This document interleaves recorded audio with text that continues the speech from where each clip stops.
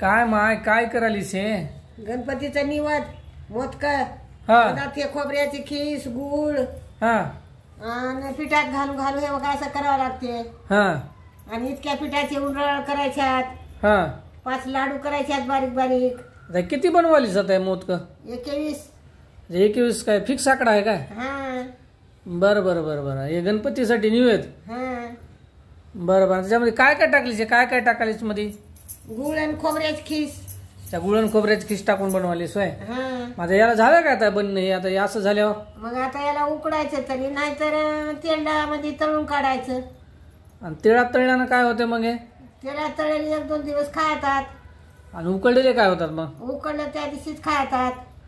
बरं बरं. मोदकच का बनवालीस मग हे असे? दुसरं काय दिवस चालणार गणपतीला? पण याचा मान आहे ना.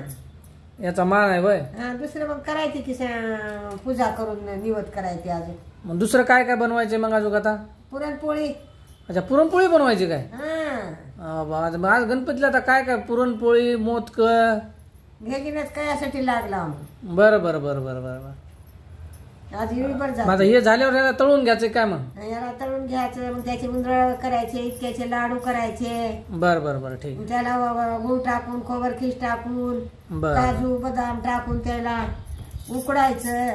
बरं बरं बरं.